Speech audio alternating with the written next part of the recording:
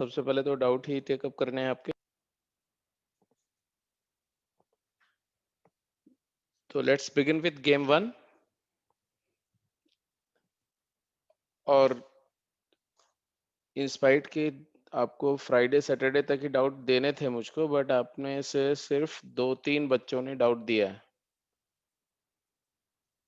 अथर्व ने doubt send किया है एंड आई थिंक मानसा ने सेंड किया था, बस। और किसी ने भी अपने डाउट शेयर नहीं किए हैं। So may I know the reason why?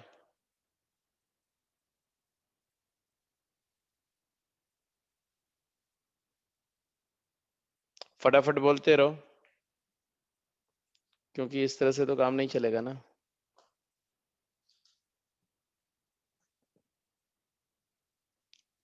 आप इतने केयरलेस कैसे हो सकते हैं?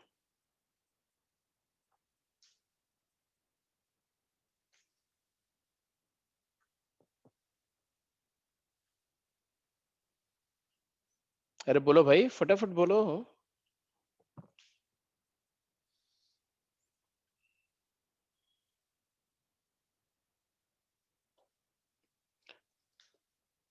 गेम 1 के जो डाउट्स हैं मैं उनको डिस्कस करते जा रहा हूं, but I want this answer in this class only.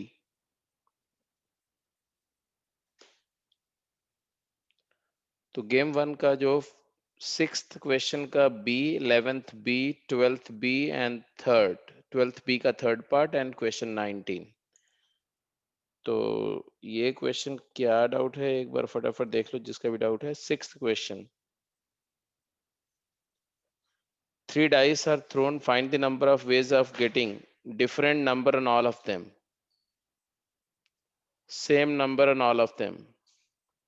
तो जब तीनों पर सेम नंबर आना है तो वो तो एक ही बात है कि x x x तीनों पे आना चाहिए, और x की वैल्यू या तो 1 होगी या तो 2, 3, 4, 5, 6। तो फर्स्ट पार्ट के लिए तो क्लियर कट है कि आंसर जो होगा वो फर्स्ट पार्ट के लिए आंसर 6 होगा, और सेकंड पार्ट के लिए आंसर, अब ये क्वेश्चन अगर आप पूछ रहे हो आप तो थोड़ा ट्रबल तो है, बट एनीवे जैसे अगर तीनों पर x y z, एक पे x आना, एक पे y, एक पर z, ठीक है। तो आउटकम्स तो ऐसे डिफाइन होंगे where x y z belongs to 1 से लेके 6 तक। जनरल ऑर्डिनरी केस में जब कोई स्पेसिफिक बात मेंशन नहीं है तो, ठीक है। ये है सेट ऑफ ऑल आउटकम्स। कौन से केस में? जब 3 डाइस को रोल कर रहे हैं, इन रोल ऑफ 3 डाइस।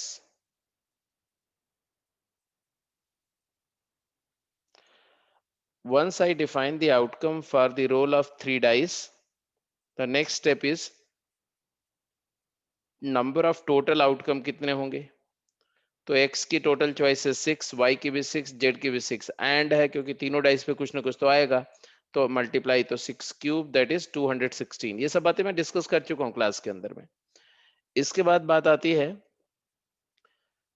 कि ए पार्ट पे जाओ, same number on them.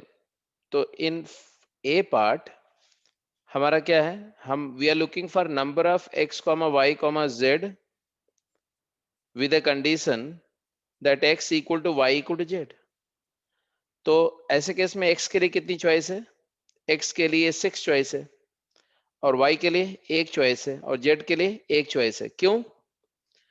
x के लिए 6 चॉइस क्या है कि x पहली डाइस पर कोई भी नंबर आ सकती है, 1 भी आ सकती है, 2 भी आ सकती है, 3 भी, 4 भी, 5 भी, 6 भी। मान लो फर्स्ट डाइस पर 1 आ गई, तो first dice is 1, first dice shows 1, then corresponding to that second dice और third dice पर भी 1 ही आना पड़ेगा। तो with respect to first dice second dice का आउटकम चेंज नहीं होना चाहिए, और थर्ड का भी चेंज नहीं होना चाहिए। तो सेकंड और थर्ड के लिए आपके पास चॉइस नहीं है। जैसे ही फर्स्ट डाइस को फिक्स करोगे तो सेकंड और थर्ड भी फिक्स हो जाएगा, ठीक है। तो ये क्लियर हुआ, सेकंड पार्ट क्लियर हो गया, ए पार्ट। अब बी पार्ट पर आओ। Different number in all of them, मतलब number of x into number of y into number of Z करना है आपको, बट कंडीशन क्या है, एक्स के लिए तो 6 चॉइस है। अब जो नंबर फर्स्ट डाइस पर अपीयर हो गई है, मतलब फर्स्ट डाइस पर मान लो 1 आ गया, अब सेकंड डाइस पे 1 नहीं आ सकता, तो सेकंड डाइस के लिए नंबर ऑफ चॉइसेस एक रिड्यूस हो जाएंगी 5, और जो दो नंबर ऑफ फर्स्ट और सेकंड पे आ गई, मान लो फर्स्ट पे 1 आ गई और सेकंड पे आ गई मान लो 4, तो 1 एंड 4 तो एग्जॉस्ट हो गया। अब थर्ड डाइस के लिए सिर्फ 4 ही पॉसिबिलिटी रह जाएगी, तो आंसर आ जाएगा क्या, 120। ठीक है जी, तो बी पार्ट का आंसर हो गया, नमन ने फटाफट आंसर दे दिया था, ठीक है। तो ये सब क्वेश्चन का, अगर ऐसा क्वेश्चन डाउट है तो इसका मतलब है कि क्लास में बेटा आप बिल्कुल सीरियसली नहीं काम कर रहे हो। एनीवे, सिक्स के बाद 11th B, 12th B, 11th and 12th का बी पार्ट देखो।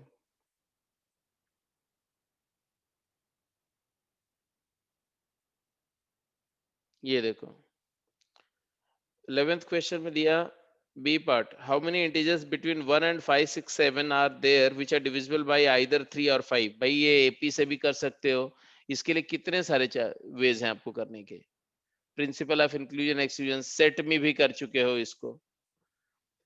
तो 3 और 57 से डिविजिबल, तो प्रिंसिपल ऑफ इंक्लूजन एक्सक्लूजन लगेगा। अब मैं इसको सॉल्व करके नहीं दिखाने वाला हूं, क्योंकि इसको कई बार हम लोग कर चुके हैं इस तरह के प्रॉब्लम को, मैं सिर्फ आपको हिंट दे दे रहा हूं, अपने आप कैलकुलेट करना।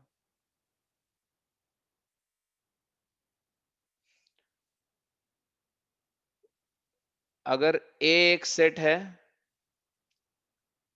जो जिसके एलिमेंट है 3 से डिविजिबल,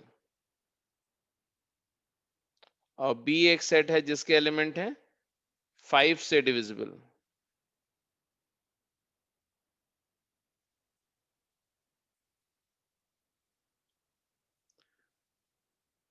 तो ए इंटरसेक्शन बी एक सेट होगा जिसके एलिमेंट होंगे 15 से डिविजिबल।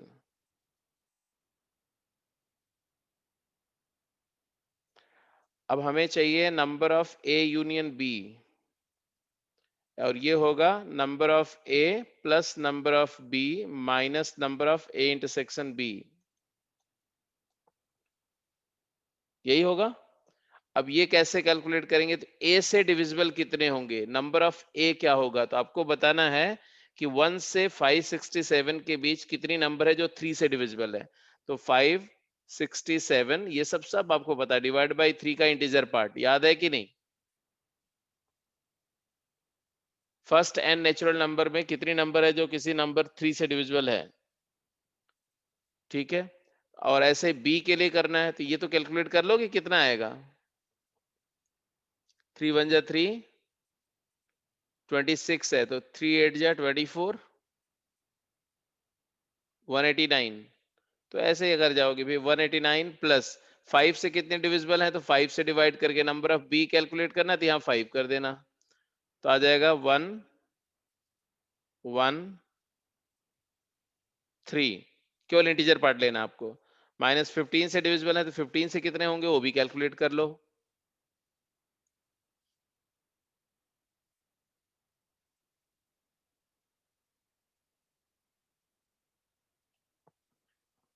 यस, और फिर दोनों को ऐड करके सब्ट्रैक्ट करके you get the answer, I hope you will get the answer. ठीक है, 11 बी के बाद 12 बी का थर्ड पार्ट, ये क्वेश्चन क्लास में डिस्कस हो चुका है, तुम क्या डाउट पूछ रहे हो अतर।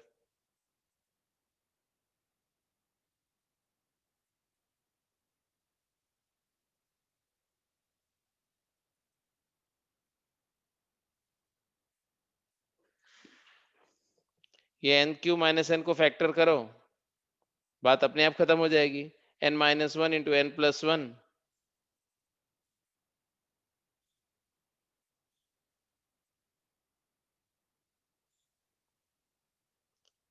एन क्यू माइनस वन का एन कंप्लीट करो तो N into N minus one into N plus one, consecutive multiplication करने के बाद सीधे दिख रहा है verbally. Question number 19, 19th question को भी देख लो भाई। ये how many 6 digit number are there in which there are exactly two different, ये क्वेश्चन क्लास में डिस्कस कर चुके हैं, कैसी बात हो रही है?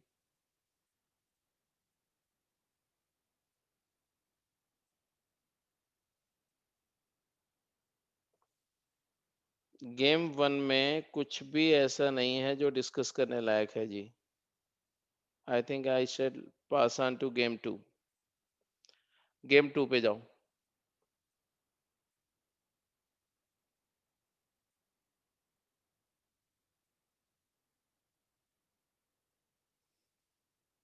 गेम टू में क्वेश्चन नंबर 4, 6, 9, 12, 20, 21।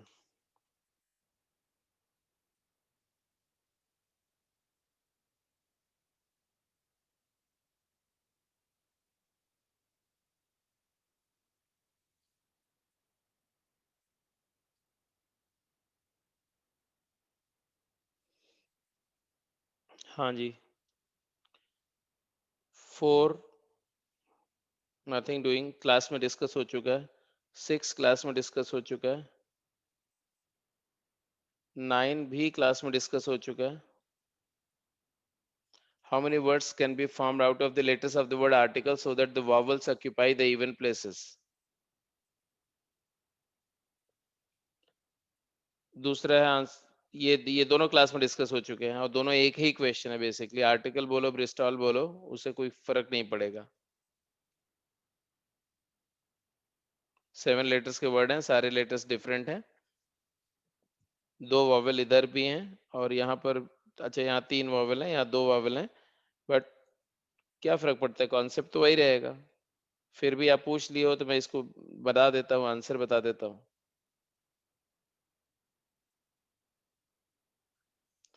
ब्रिस्टल वर्ड है,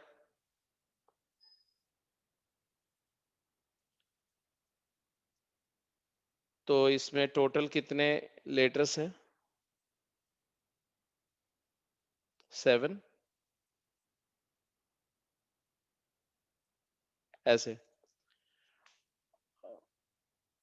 आपको कितने वर्ड्स फॉर्म होंगे ऐसा बोल रहे हैं, so that vowels occupy even places. तो इवन प्लेसेस मतलब ये फर्स्ट प्लेस है, ये सेकंड है, ये थर्ड है, ये फोर्थ है, ये फिफ्थ है, ये सिक्स्थ है, सेवेंथ है। तो इवन प्लेसेस तो ये हो गए, एक सिक्स्थ हो गया, एक फोर्थ हो गया और एक सेकंड हो गया।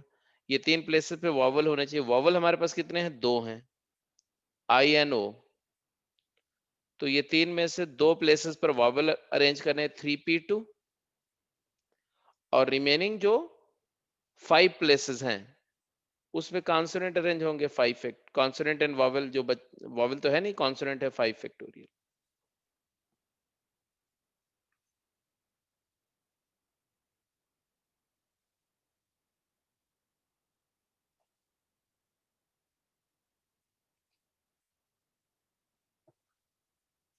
मिस्टर अथर्व, नोट्स देख करके समझ में नहीं आया, मैं उसकी बात नहीं कर रहा हूँ। क्लास में आप क्या कर रहे थे? ये बिल्कुल एलिमेंट्री जो है, फंडामेंटल प्रिंसिपल ऑफ काउंटिंग पे चीजें डिस्कस हो रही थी, तो उसमें आप क्या कर रहे थे?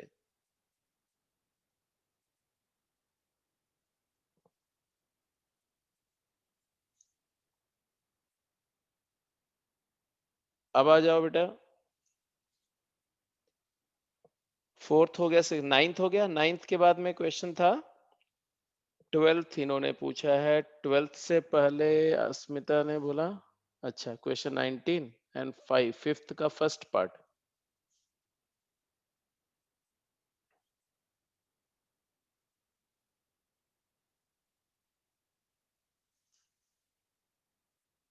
देखो fifth,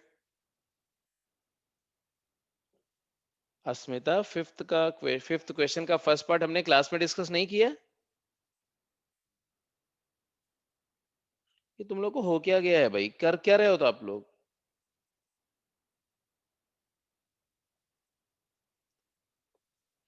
15 CR 15 PR is equal to 2730, ये क्लास में डिस्कस नहीं हुआ? मैंने क्या बताया था, NPR का मतलब क्या होता है? आर कंसेक्यूटिव इंटीजर का प्रोडक्ट। तो यहाँ पर आ जाएगा 15 इंटू 14 इंटू 13, ऐसे आर फैक्टर्स हैं। रही बात राइट हैंड साइड की, बात करो तो राइट हैंड साइड तुम्हारा है 2730। 2730 का फैक्टराइजेशन कर लो आप। 2 730 का फैक्टराइजेशन करना तो आता है ना आपको? 2 से डिविजिबल है।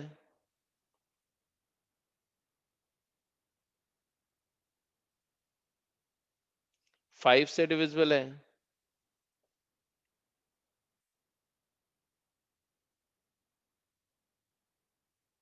एंड देन ये 3 से डिविजिबल है। 7 से डिविजिबल है। 13 से डिविजिबल है। अब देखो यहाँ तो 7 2 जा 14, 5 3 जा 15, तो ये एक्चुअली आ रहा है 13 14 15, मतलब 15 इंटू 14 इंटू 13।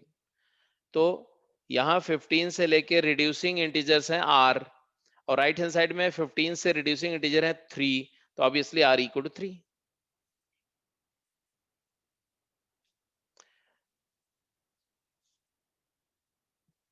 चलो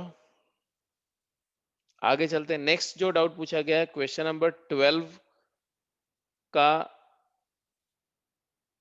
second part, 20th first part, 19th। Okay बेटा देखो,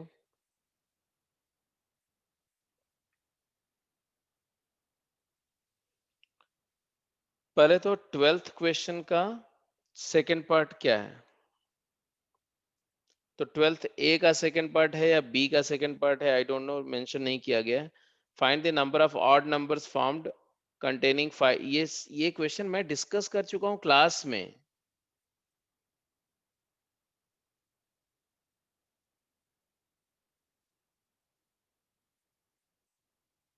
19th क्वेश्चन।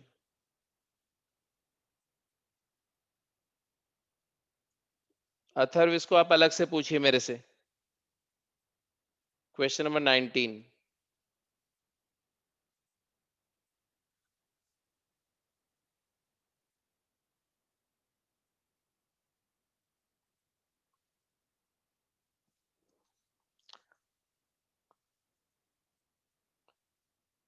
गेम 2 का 19th क्वेश्चन ये है बेटा, एन ये दो परम्यूटेशंस का रेशियो दिया हुआ है 22/7, आर की वैल्यू फाइंड करनी है। I don't think it is difficult.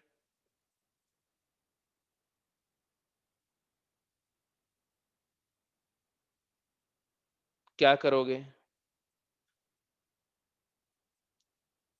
तो 2r - 1 फैक्टोरियल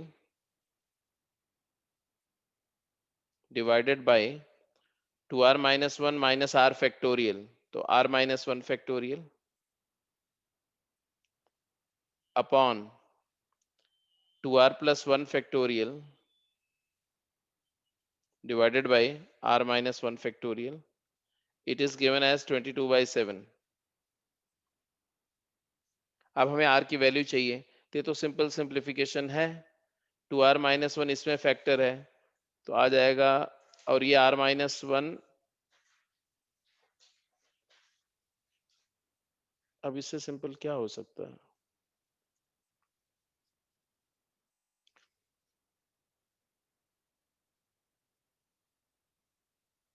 यहाँ पर सेकंड वाले में थोड़ा करेक्शन है, यहाँ आ जाएगा, ये होगा 2r+1 माइनस r-1। तो 2r+1 में से अगर r-1 सब्ट्रैक्ट करोगे आप, 2r+1 माइनस r-1, तो क्या आएगा?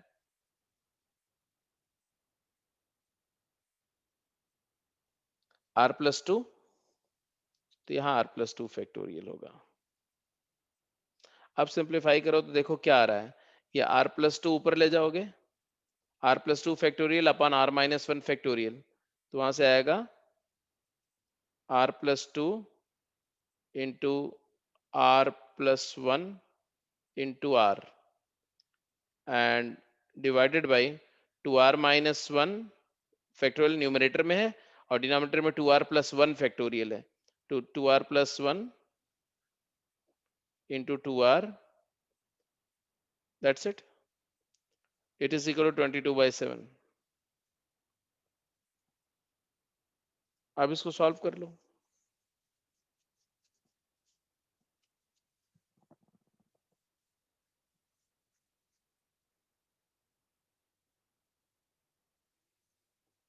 तो आगे अलजेब्राइक ऑपरेशन है, सॉल्व कर लो।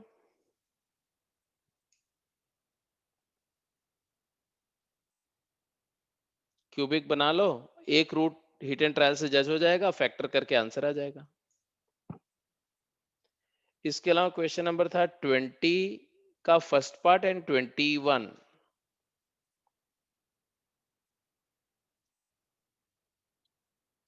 और इनफैक्ट क्यूबिक भी नहीं बनाना पड़ेगा, ये देखो एक आर तो कैंसिल ही हो जा रहा है, ध्यान से देखो, ये जो आर है ये एक आर फैक्टर है और यहां से आर फैक्टर तो कैंसिल हो गया, तो अब तो क्वाड्रेटिक ही बन रहा है। न्यूमरेटर में क्या आया, 7 times R square plus 3r plus 2 is equal to 22 times 4r plus 2। Solve the quadratic. I hope कर जाएंगे, हो जाएगा। अस्मिता 19th क्वेश्चन हो गया तुम्हारा। सेकंड क्वेश्चन, सेकंड गेम में पीसीके में कुछ डाउट्स थे, वो देख लेते हैं। इधर देखो आप, ये पीसीके के क्वेश्चन अच्छे थे, इसमें अगर आपके डाउट हैं तो वो इट इज ओके। एक first question, find the number of ways of wearing 10 shirts, 5 different trousers and 4 ties when all three items are necessarily to be worn। ये तो सिंपल एफपीसी है, 10 into 5 into 4। wearing tie is not necessary, तो इसमें दो case बनेंगे, with tie and without tie. तो with tie तो 10 into 5 into 4 हो जाएगा, और विदाउट टाई का मतलब क्या हो गया कि 10 into 5, दोनों को ऐड कर देना है। तो ये पहला क्वेश्चन तो बहुत बेसिक था, इसको पूछने लायक नहीं था इसमें ज्यादा कुछ। आई थिंक क्लियर है, इसको छोड़ दूं। इसके बाद अगला था 7th and 8th। Look at it, 7th question और 8th क्वेश्चन।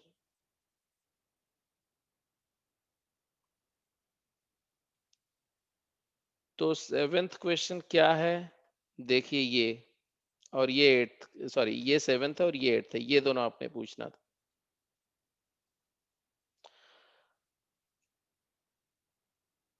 इसमें देखो तो एक बार रीड करो, क्वेश्चन रीड कर लो।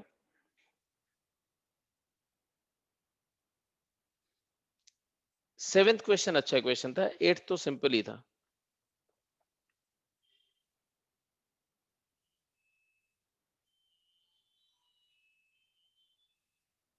7th क्वेश्चन क्या था, बोला कि कैपिटल एक्स एक सेट है जिसमें 1 से लेकर के 100 नेचुरल नंबर्स हैं, एंड कैपिटल एस एक सेट है बेटा जिसमें ट्रिपलेट्स हैं, ए कॉमा बी कॉमा सी, तीन नंबर्स के ऑर्डर ट्रिपलेट उसके एलिमेंट है। वो तीनों numbers A B C capital X set first 100 natural number से सेलेक्ट हो रही हैं, with a condition that A less than B and A less than C. अब इस क्वेश्चन को ध्यान से समझो, क्या बोला जा रहा है क्वेश्चन में।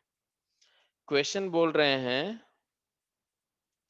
कि we are given a set capital X consist of element 1 2 3 up to 100, and a set S which contains element in the form of ordered triplet ABC such that ABC are element of X and A is less than C and B is less than C।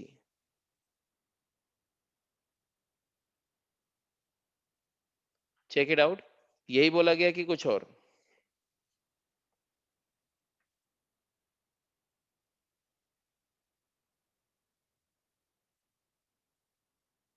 A less than, no sorry, A less than B and A less than C, okay, A less than B and A less than C।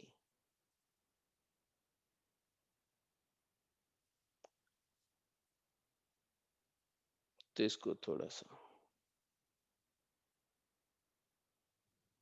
A less then B था और A he less than C है। अब आप बताओ किसका इसका हो गया एक क्वेश्चन, कितने बच्चों का ये क्वेश्चन हो गया है, जस्ट चैट बॉक्स में मेंशन करो। जिनका जिनका हो गया है। अभी समझ में आ जाएगा कि बहुत सारे लोगों ने तो किया ही नहीं, ट्राई नहीं किया होगा। सब स्मार्ट लोग हैं, सोच करके बैठे हुए कि नहीं हम तो कर ही लेंगे, सब तो छोटी मोटी बातें हैं हमारे लिए।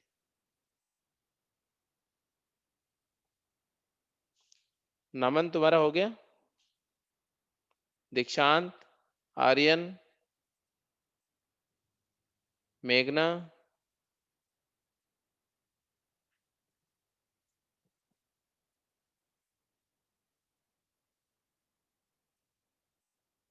तो फिर पूछा क्यों नहीं भाई? आप एकदम बिल्कुल इनडिसिप्लिन्ड हो गए हो।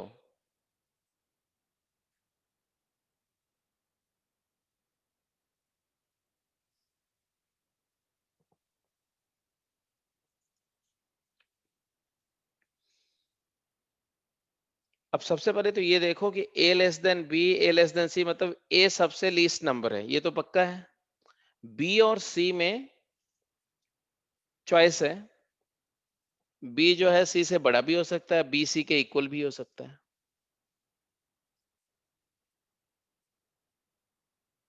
इतनी बात अगर आपको समझ में आ रही है तो आप इसका आंसर कई तरीके से कर सकते हैं।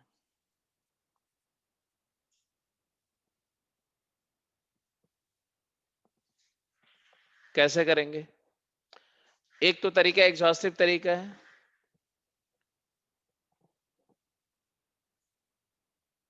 a के लिए कितनी चॉइस है? तो मैं बोलूंगा कि इट इज इक्वल टू, मान लो मैंने बोला एस के एक सेट है जिसके अंदर एलिमेंट है के कॉमा बी कॉमा सी। के बी सी कौन बनेगा करोड़पति? हो गया ये, है ना? तो ये ऐसे ऑर्डर ट्रिपलेट्स हैं जिसमें के की वैल्यू जो है वो फिक्स कर दी मैंने, के है। ए की वैल्यू फिक्स कर दी, के है। और बी और सी, तो अगर ए के हो गया तो बी के लिए कितनी चॉइस है? तो B can be equal to, के तो हो नहीं सकता, k+1, k+2 ऐसे करके 100 तक कुछ भी हो सकता है, और सी भी वही हो सकता है। तो अगर कोई आपसे बोले कि ए की वैल्यू 1 है तो बी की कितनी चॉइस है? या चलो ए की वैल्यू के है तो बी की कितनी चॉइस है, जल्दी बोलो। तो 100 में से के नंबर ऑफ चॉइसेस माइनस हो गई, तो 100 माइनस के। तो नंबर ऑफ एस के क्या होगा? कितने ऐसे ऑर्डर ट्रिपलेट होंगे जिसका फर्स्ट एलिमेंट के है और सेकेंड एलिमेंट के से बड़ा है, थर्ड भी के से बड़ा है। तो ऐसे कितने होंगे? तो सेकंड बी के लिए इट इज, भाई के तो फिक्स हो चुका है, तो number of choices of B into number of choices of C, and it is equal to 100 minus K into 100 minus K. तो 100 माइनस के का होल स्क्वायर क्या आया? 100 माइनस के का होल स्क्वायर आ गया। अब ये तो एस के की बात कर रहे थे ना, बट यहाँ के की वैल्यू क्या हो सकती है? के 1 भी हो सकता है, 2 भी हो सकता है, 3 भी हो सकता है, 4 भी हो सकता है, 5 भी हो सकता है। वेयर के वेरीज, जल्दी बोलो। वेयर के कैन वेरी फ्रॉम 1, 2, 3, 4। पहली नंबर जो ए है, ए की क्या क्या चॉइस हो सकती है? तो can A be 99? Yes. Can A be 100? No. तो 99 तक। तो डेफिनेटली नंबर ऑफ एस क्या होगा? तो आप बोलेंगे it is equal to number of S1 plus number of S2 and so on plus number of S, बोलो, S99। S1 मतलब जिसमें a की वैल्यू 1 है, S2 मतलब जिसमें a की वैल्यू 2 है, और लास्ट में a की वैल्यू 99 है। इट इज ऐसे भी लिख सकते, sigma number of S K varies 1 से 99, and therefore it is equal to sigma 100 minus K का होल स्क्वायर, के वेरीज 1 से 99। ये सिर्फ प्रेजेंटेशन के लिए कर रहा हूं, अदरवाइज सीधे सीधे आंसर तो यही खत्म हो गया था। ठीक है, इट इज इक्वल टू 99 से स्टार्ट करो। 99 अगर के की वैल्यू होगी तो 1 स्क्वायर होगा, 98 होगी तो 2 स्क्वायर होगा, तो it is 1 square, 2 square, 3 square, है ना? Sigma J square where J varies 1 से 99। Summation of square of natural number क्या होता है? 99 into 100 into double of 99 plus 1, double of 99 plus 1 क्या होता है? 99 का डबल क्या होगा?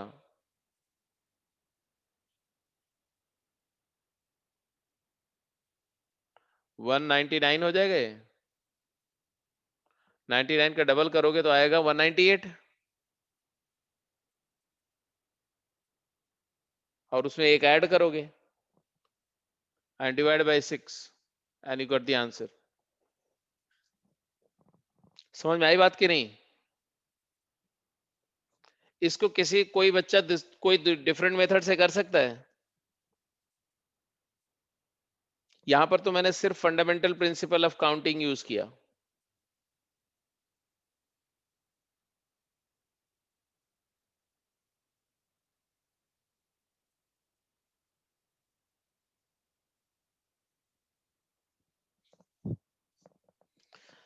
दूसरा तरीका क्या है इसको करने का? तो दूसरा तरीका करने का है कि देखो इसमें दो पॉसिबिलिटीज होंगी।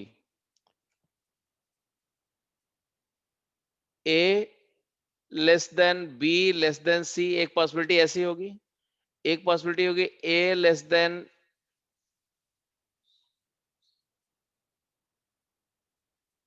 मतलब ए बड़ा है, ए छोटा है बी से, ए छोटा है सी से। तो बी और सी के लिए दो पॉसिबिलिटी होगी, A less than B equal to C, और A less than C less than B.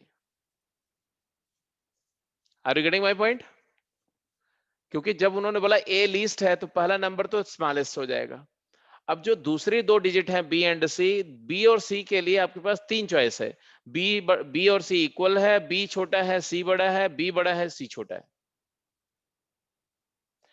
अब ये तीन पॉसिबिलिटीज में अगर मैं फर्स्ट पॉसिबिलिटी और सेकंड पॉसिबिलिटी की बात करूं, तो वो तो क्लियर है कि मेरे पास 100 में से तीन नंबर चाहिए जो एक ऑर्डर में होंगी।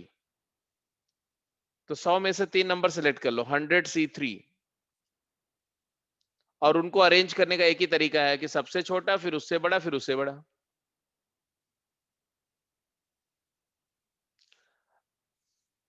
और ये वाला तीसरे केस में भी यही आएगा 100 C3। और जो दूसरा केस है ये वाला, इस केस में क्या होगा? इस केस में एक्चुअली दो ही नंबर हमें चाहिए, दो नंबर चाहिए। जो छोटी वाली नंबर होगी वो ए हो जाएगी, बड़ी वाली जो है वो बी बी और सी भी दोनों की जगह पे बड़ी वाली नंबर रखी जाएगी, तो 100 C2।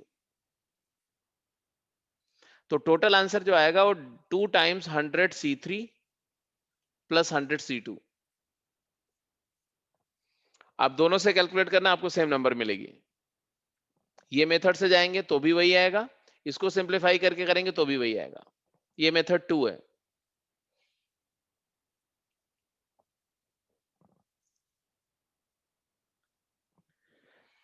एनीवे anyway, वापस आते हैं इसमें। और कोई क्वेश्चन में तो कोई डाउट था नहीं। ये जो 8th क्वेश्चन पूछा गया, ये तो सिर्फ लैंग्वेज है, लैंग्वेज समझ लो। He has 4 channels, all of them are boring, hence it is not surprising that he desires to switch channels after every 1 minute। एक मिनट में एक चैनल चेंज कर देता है, एक चैनल से दूसरे चैनल पे स्विच कर जाता है। Then find the number of ways in which he can change the channel so that he is back to his original channel for the first time after 4 minutes। 4 channels हैं, क्या करेगा?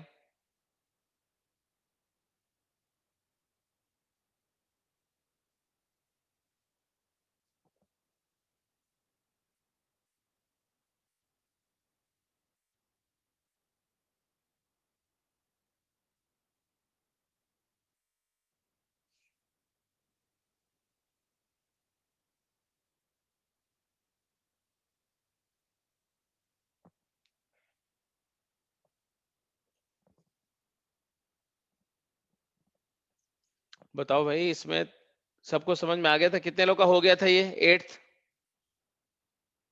हो गया तो आंसर बोलो।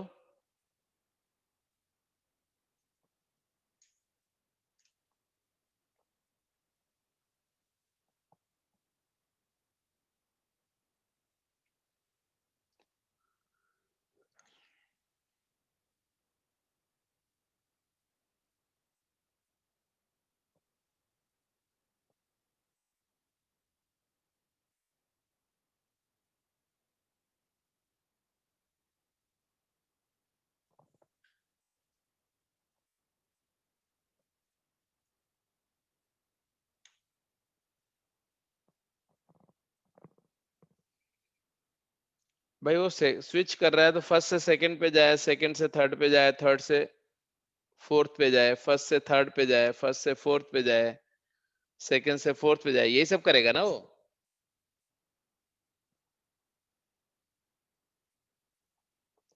फर्स्ट टाइम वो वापस उसी चैनल पे आएगा कितने मिनट के बाद?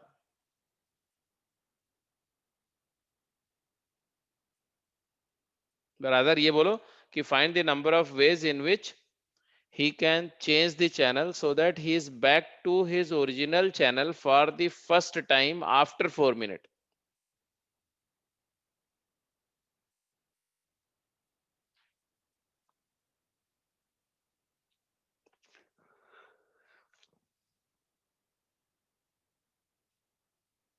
एक मिनट के बाद, एक मिनट में वो एक चैनल चेंज कर सकता है। किसी चैनल से दूसरे चैनल पर स्विच करने के लिए उसको एक मिनट चाहिए, तो 4 मिनट में उसको वापस पहले पे आना है, तो उसको 4 स्विचेस करेगा वो। तो कितने डिफरेंट तरीके से वो 4 स्विच, 4 टाइम स्विच करके वापस ए चैनल पे आ सकता है जहां से उसने स्टार्ट किया।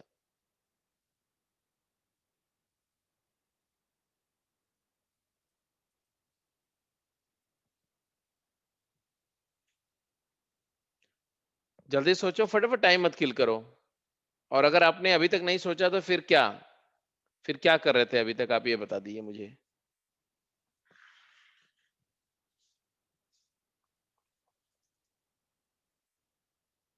अगली अगली शीट पे चलें। आपने अगर इस क्वेश्चन को नहीं किया है तो नेक्स्ट शीट पे चलें।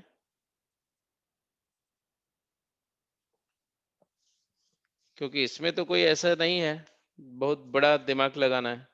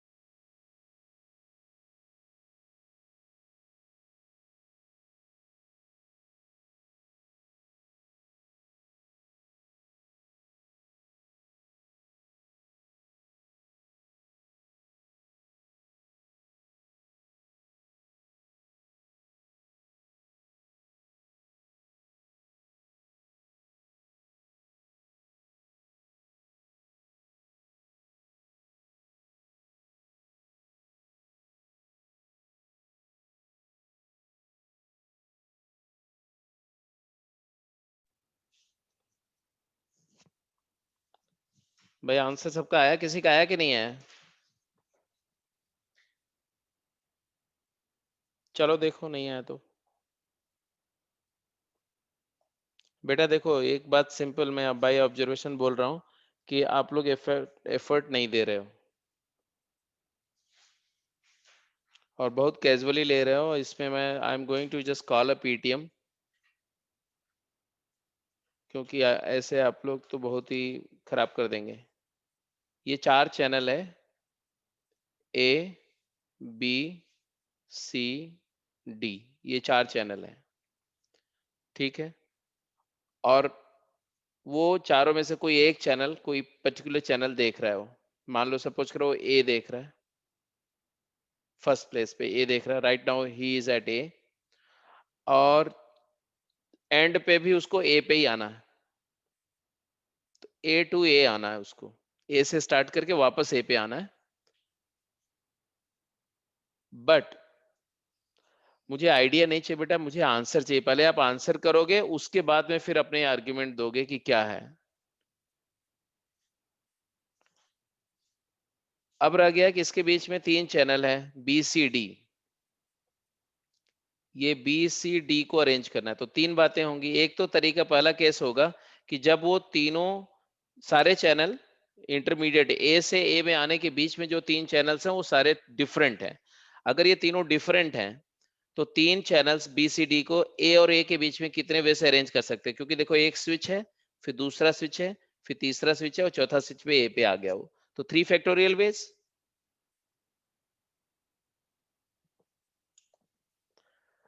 दूसरा पॉसिबिलिटी क्या हो सकता है कि अब ये कहीं नहीं बोला गया है कि वो ए से ए पर वापस आने के प्रोसेस में वो डिफरेंट चैनल्स पे जंप करते हुए जाएगा, ऐसा कहीं नहीं बोला गया है। तो दूसरी पॉसिबिलिटी क्या होगी कि वो ए से स्टार्ट करके ए पे आएगा, लेकिन वो ऐसे आ सकता है बी सी बी या बी डी बी,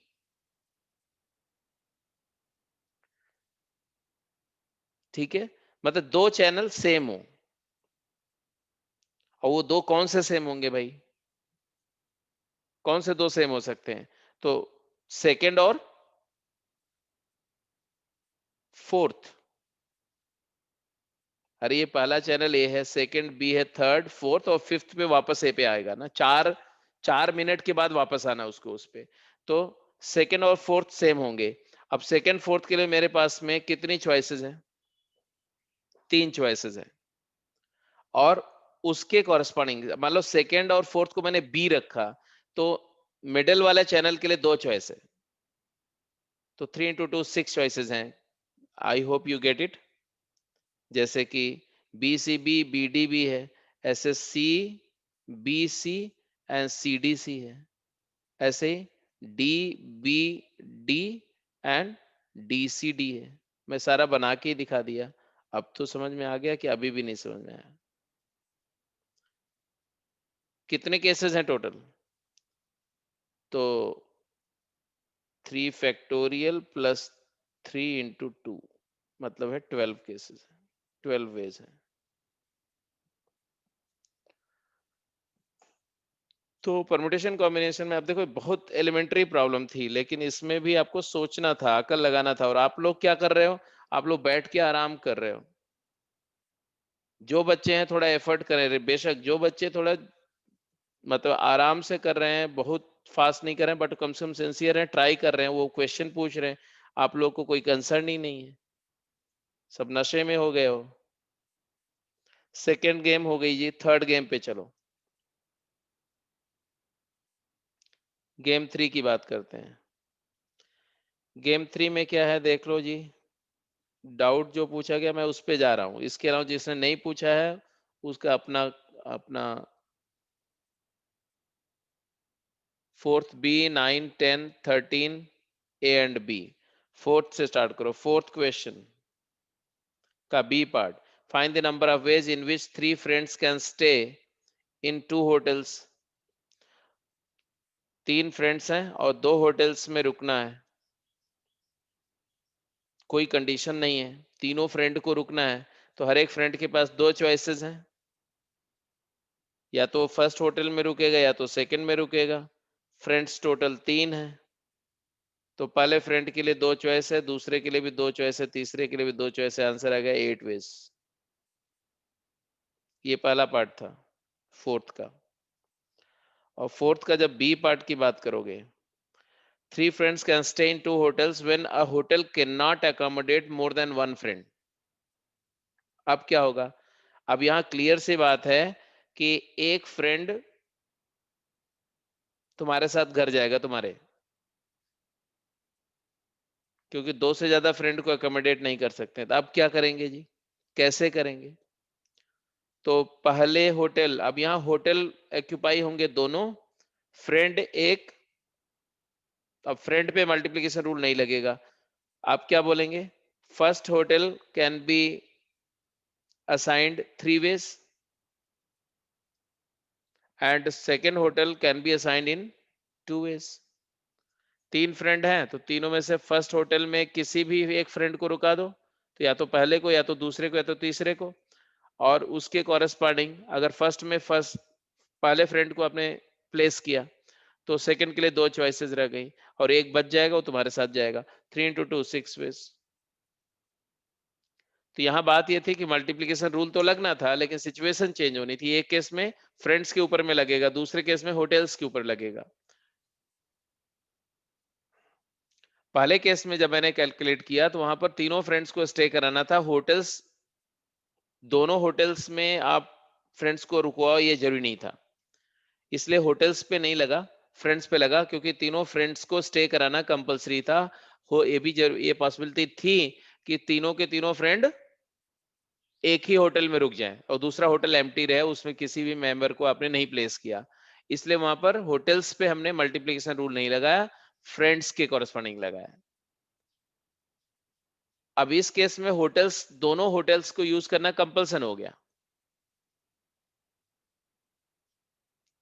तो इसलिए मैंने होटल्स पे लगाया, यहां पर फ्रेंड्स पे नहीं लगाया। इसके बाद आ गया कौन सा क्वेश्चन जी? फोर्थ के बाद में अगला डाउट था नाइन्थ, 10th, 13।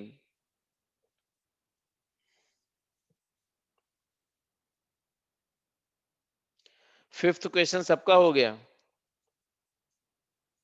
क्या बात है यार, जो हो जाना चाहिए वो होता नहीं है, और जिसमें तो आपको पूछना चाहिए वो सबका हो गया है। अच्छी बात है जी, वेरी अनप्रिडिक्टेबल। तो नाइन्थ क्वेश्चन में डिस्कस कर रहा हूँ भाई, आप जो पूछेंगे मैं वही बता सकता हूँ। फिफ्थ क्वेश्चन किसका इसका हो गया? किसने किसने ट्राई किया, जरा एक बार बता दो तो।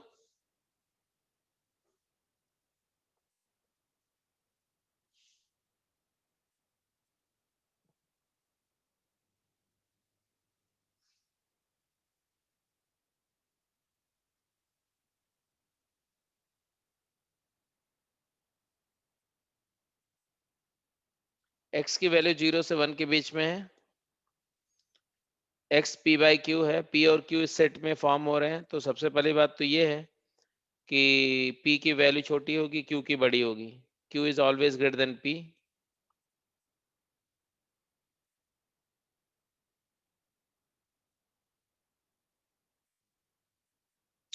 तो अगर पी की वैल्यू 1 है तो फाइव केसेस बनेंगे, 1/2, 1/3, 1/4, 1/5, 1/6। अगर पी की वैल्यू 2 है, बिल्कुल फास्ट काउंटिंग थी, केस एनालिसिस था। पी इक्वल टू 1 पर 5 केसेस, पी इक्वल टू 2 पर 2/3, 2/4, 2/5, 2/6। तो 2/3 तो ठीक है, 2/4 is 1/2 which has been taken in the first case, and 2/5 ठीक है, 2/6 is 1/3 which is taken in the first case। तो दो केसेस हो गए एडिशनल। अगर p की वैल्यू 3 हो गई, 3/4, 3/5, 3/6, तो 3/4 एंड 3/5 दो केसेस हुए। 3/6 इज 1/2 जो फर्स्ट केस में आ चुका है इस केस में। अगर p की वैल्यू 4 हो गई, तो 4/5 is okay, 4/6 is 2/3 and 2/3 is taken in the second case, तो वन केस हुआ। अगर p की वैल्यू 5 हो गई तो वन केस हुआ। तो इन टोटलिटी देखो अगर, तो 5 एंड 5 10 एंड 1 11 11 केसेस। क्यों भाई? हाँ, तो ऐसे कैलकुलेट करना था। ये नहीं एग्जॉस्टिवली बना बना के देखने का नहीं, आपको थोड़ा सा मेंटली कैलकुलेट करते हुए केस एनालिसिस तो थोड़ी करनी पड़ेगी, no doubt about it. Question number 10 सारा पार्ट मैं डिस्कस कर चुका क्लास के अंदर में। I am not going to discuss any specific part here because ये पूरा entire question been discussed in the class exhaustively, बहुत टाइम किल किया था उसमें। 13 का A and B, find the number of 5 digit number with exactly 1 3, ये भी class में डिस्कस कर चुके हैं। फिर भी देख लो 13 का A, number of 5 digit number with exactly 1 3, 5 digit की कितनी नंबर्स होंगे जिसमें सिर्फ एक 3 होगा। दूसरा part, find the number of 5 digit number which remain same when the order of digit is reversed. चलो दोनों देख लेते हैं, कौन सा बताऊं इसमें?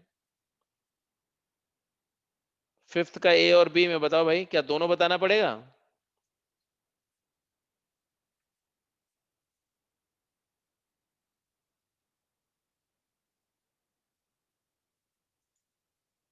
बी बता दो। 5 डिजिट की नंबर है,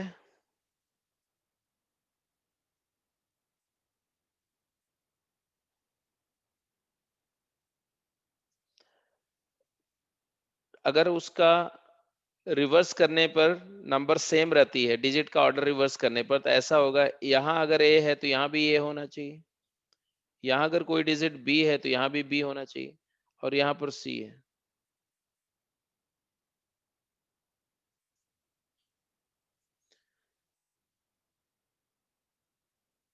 अब समझो, ऐसी अगर नंबर फॉर्म होती है, C can be anything, C can be A, C can be B, C पर कोई रिस्ट्रिक्शन नहीं, बट फर्स्ट और लास्ट पे, सेकंड सेकंड लास्ट पे रिस्ट्रिक्शन है। इसका मतलब है कि हम एक्चुअली ये तीन प्लेसेस को ही वेरी कर सकते हैं, या तो ये तीन प्लेसेस को या तो ये तीन प्लेसेस को। मिरर इमेज है ना। तो हम सबसे पहले बोलेंगे middle place can be filled in, middle number can be anything. कितने वे से? जो मिडिल जो सेंट्रल मोस्ट डिजिट है वो टोटल कितने चॉइसेस हैं उसके लिए? इट कैन बी 0 1 2 3 4 5 6 7 8 9, तो 0 से 9 10, 10 चॉइसेस हैं।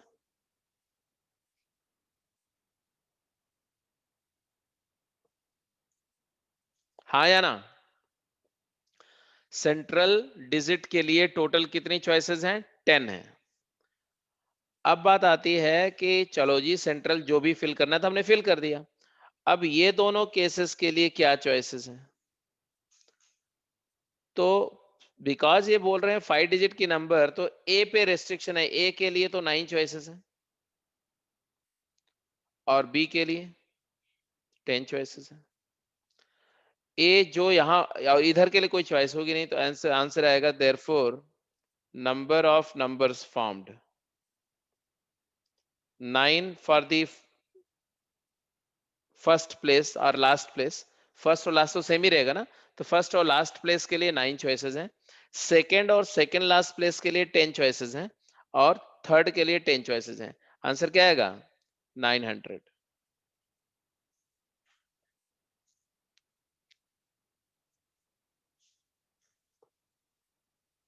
ठीक है जी। आंसर मैच नहीं कर रहा था क्या? क्या ट्रबल थी?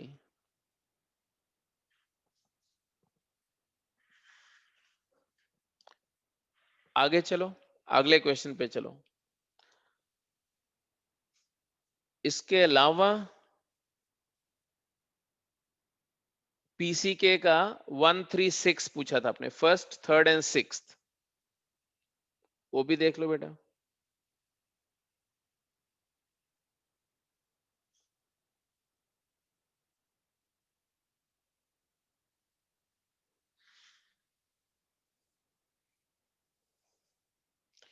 अब पीसीके का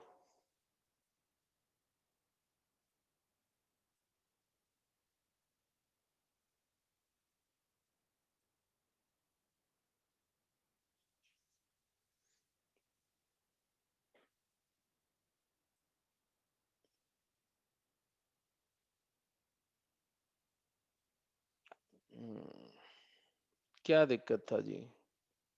फर्स्ट में तो कोई डाउट नहीं होना चाहिए। Third, justify the argument that there are two people in Chandigarh who have the same date of birth। तो इसमें भी कोई आर्गुमेंट नहीं है। क्यों? इसका मतलब है कि आपने आर्ग्यू ठीक से नहीं किया।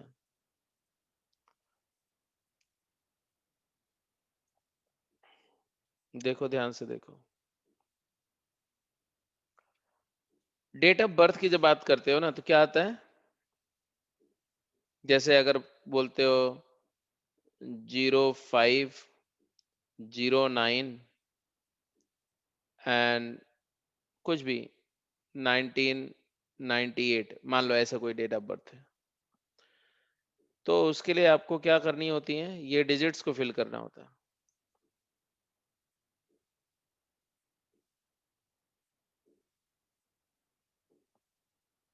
अब अगर मैं बोलूं कि ऐसे डेट ऑफ बर्थ लिखने, टोटल कितनी चॉइसेस होंगी डेट ऑफ बर्थ के लिए? तो एक साल में कितने दिन होते हैं? से फॉर इंस्टेंस 365 डे हो गया, मतलब मंथ और ईयर हो गया, मंथ और डेट हो गया, और इनटू कितने नंबर ऑफ ईयर्स तक। तो आप प्रैक्टिकली स्पीकिंग मान लो कि ठीक है भाई, जो the old eldest people, eldest person who is living in a city कितने साल का होगा? 100 साल मान लो, 120 मान लो, just be on a safer side, right? तो 120 ले लो। इतनी ही different date of birth possible है, प्रैक्टिकली फीजिबल है। अब ये जो नंबर है 365 इंटू 120, समझ रहे हो मेरी बात को? ये different date of birth possible है, different date of birth possible. मान लो ये नंबर एक्स है, so in order to prove that in that city there are two persons having same date of birth, पंडित जी, पंडित जी, हैं, बड़ी मुश्किल से आपने जो है दो शब्द कहे हैं, तो आपसे तो मैं बात करूंगा ही करूंगा। हैं, सुबह सुबह तो तुम एकदम बिल्कुल नींद में, नशे में रहते हो। 120 साल मैंने कैसे मानी? मैंने बोला कि कुछ भी मान लो यार, जो 120 साल से ज्यादा उम्र का कोई बंदा है क्या? अभी तक तो नहीं है, मुझे लगता है कि 120 तो 120 तक निपट लेते हैं लोग, है ना? कोरोना टाइम में तो और पहले ही। तो मैंने एक, भाई अगर सबकी मैक्सिमम जो लॉन्जिटिविटी है वो अगर मैंने 120 मान ली, सबकी 120 मान ली, एवरेज तो उससे भी कम होगा ना लाइफ एक्सपेक्टेंसी, लेकिन 120 अगर हम सबकी मान ली कि जो सबसे एल्डेस्ट है ना, वो अगर 120 ईयर्स तक सरवाइव कर रहा है, तो मैंने मान लिया कि सभी लोगों का सबको सेल लगी हुई है, सब 120 साल लेके जा रहे हैं। तो 120 इंटू एक साल में 365 डेज मैंने मान लिया, 366 कुछ लीप ईयर में आ जाएगा, कोई फर्क नहीं पड़ता 2-4 दिन से। तो इतने डिफरेंट डेट ऑफ बर्थ मैंने एज्यूम कर ली, और फिर आर्ग्यूमेंट में दे रहा हूं कि अगर X number of date of birth है और मुझे बताना है कि दो लोगों की डेट ऑफ बर्थ सेम होगी, तो उसके लिए मुझे सिर्फ ये बोलना है कि एक्स से ज्यादा बंदे हैं, pigeon hole principle. So by apply PHP, बस apply pigeon hole principle, assuming that x plus one persons in city। तो ये तो पक्का है कि किसी ट्राई सिटी में, चंडीगढ़ में, ये जो नंबर मैंने बताई इससे कहीं ज्यादा लोग हैं। ठीक है, तो आर्ग्यूमेंट इज प्लेस्ड। ऐसे ही तुम्हारा था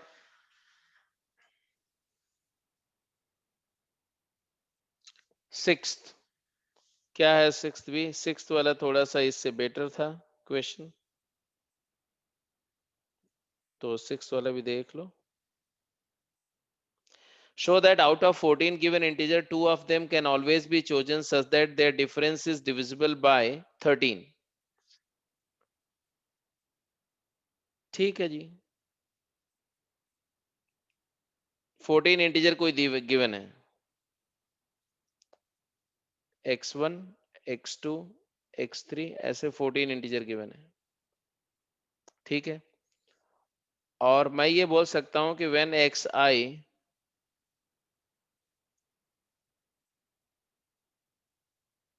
is divided by 13, quotient is q and remainder is r, then r can take the value 0 1 2 3 and 13 12।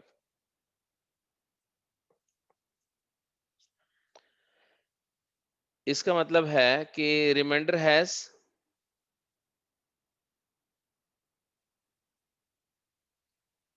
13 choices.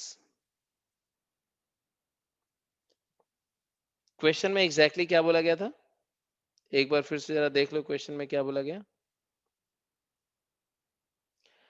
14 integers, 2 of them can be always chosen such that their difference is divisible by 13।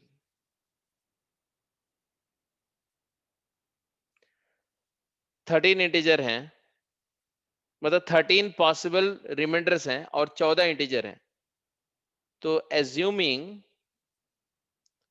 Integers to be pigeons and remainders as pigeon holes, अगर 14 integer को 14 pigeons को 13 pigeon whole में रखोगे तो कोई ना कोई दो पिजन सेम होल को ऑक्यूपाई करेंगे, तो by PHP at least 2 integer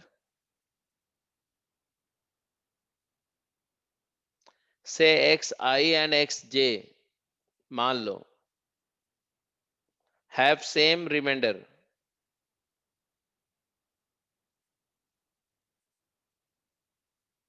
if divided by 13।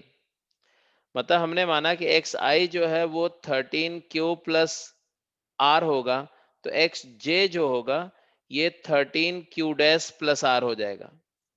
और जब दो इंटीजर्स हमें मिल गए इस 14 इंटीजर्स के क्राउड में, दो ऐसे इंटीजर हमेशा मैंने इंश्योर कर दिए कि जिनका रिमाइंडर सेम होगा when divided by 13, then definitely X I minus X J will be equal to 13 times Q minus Q dash which is clearly divisible by 13।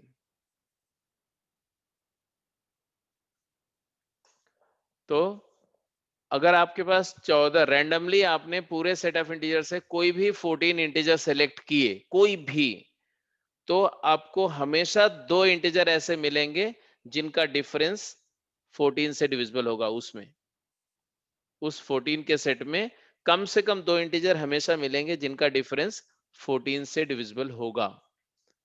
और यही बात आप जनरलाइज भी कर सकते हो, क्या कि अगर आप n+1 इंटीजर से आप रैंडमली ले रहे हो तो कम से कम दो इंटीजर हमेशा मिलेंगे जिनका डिफरेंस n से डिविजिबल होगा। ठीक है, तो ये आपका हो गया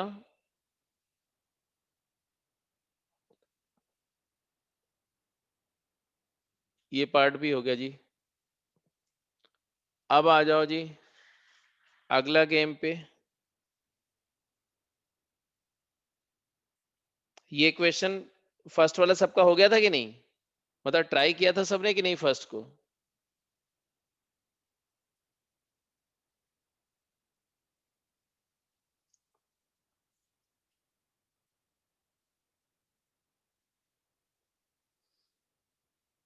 total number of integer n such that n 2 से लेकर के 2000 के बीच में कितने ऐसे इंटीजर n हैं सच दैट n और 36 को प्राइम है। चलो ठीक है, n और 36 को प्राइम है, उनका HCF 1 है। इसका मतलब है कि जो 36 के फैक्टर हो n में नहीं होने चाहिए। तो क्या क्या 36 में क्या क्या है? 2 है, 3 है,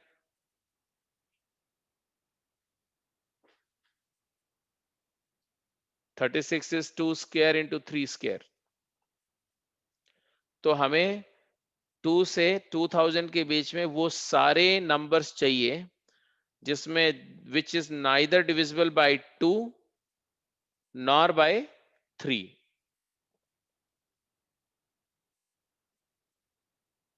तो it is better we calculate the numbers which are divisible by 2 and the numbers which are divisible by 3, isn't it? And then A set हो गया divisible by 2, B हो गया divisible by 3, तो A union B calculate कर लो, number of A union B, that will give you the number of numbers which are divisible by either 2 or 3 or both.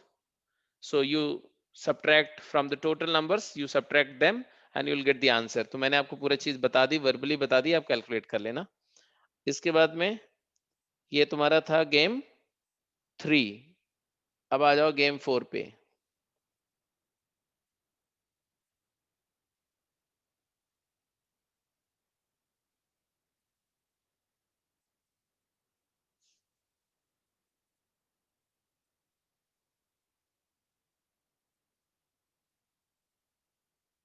1 second.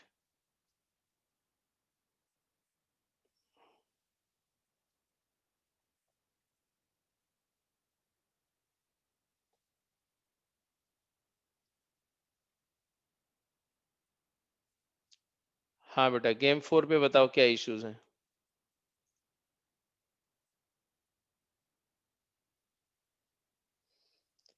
Game 4 में question number 5, 6, 9, 18। Carry on, फटाफट देखो। Question number 5 class में discuss हो चुका है, complete all cases. 6, number of numbers greater than a million using the digit 2, 3, 0, 3, 4, 2, 5 of these how many are divisible by 5। ये question मैंने class में दिया था और मैंने 2 बार आपसे बोला था कि आपने पूछा है तो अगर अटेम्प्ट कर लिया, कोई डाउट है तो बोलो, लेकिन आप में से किसी ने भी नहीं बोला था।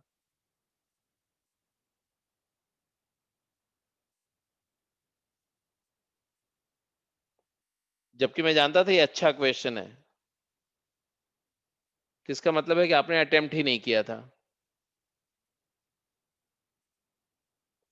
अभी भी मैं बोल रहा हूँ ये अच्छा क्वेश्चन है, इट इज एन अपॉर्चुनिटी, एक बार इसको अच्छे से ट्राई करो, ये बहुत बढ़िया क्वेश्चन है। और दो दो मेथड से कर सकते हो इस क्वेश्चन को, दोनों इसके दोनों पार्ट्स को। तो इसको just give a try, serious try, उसके बाद मेरे से पूछो।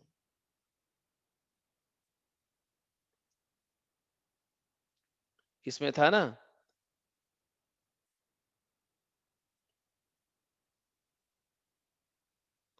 2 पार्ट है ना इसमें, number of number greater than a million using digit this and out of this how many are divisible by 5। तो ये 2 पार्ट है इसके, टोटल नंबर और कितनी 5 से डिविजिबल है। ये दोनों के दो दो मेथड्स अवेलेबल हैं, अगर आप इसको करेंगे तो समझ में आएगा।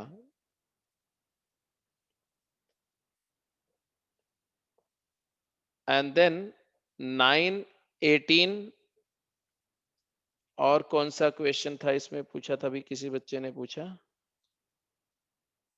12 एंड 17। ओके बेटा, देखो भाई देखो, फटाफट देखो, 9 की बात, 9th क्वेश्चन की बात करो। In how many ways can the letters of the word insurance be arranged so that the vowels occur together. The vowels never occur together, ये तो दोनों ही सिंपल से केसेस हैं यार। वॉवेल्स कौन कौन से हैं? पहला पार्ट और दूसरा पार्ट, वॉवेल्स कौन कौन से हैं भाई? तो इंश्योरेंस में वॉवेल क्या है? आई। और कौन सा वॉवेल है? ए है, ई है, यू है।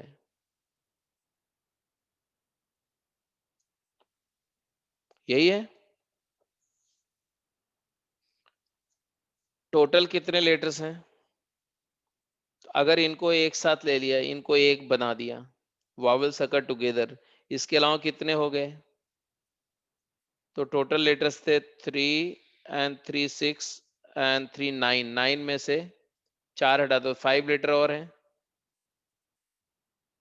अब इनको अरेंज करना है, इनको एक मान के 5 और 1 6, 6 फैक्टोरियल इंटू 5 फैक्टोरियल, पहला पार्ट हो गया। दूसरा पार्ट में बोला वावल्स नेवर अकर टुगेदर, तो ऐसे केस में जो बचे हुए 5 हैं कौन कौन से? एन, एस, आर, अच्छा नहीं, ये जो बचे हुए थे बेटा उसमें रिपीटेड भी है, एन, एस, आर, एन, सी, दो रिपीटेड हैं, तो यहाँ पर 5 फैक्टोरियल बाई 2 फैक्टोरियल करना पड़ेगा।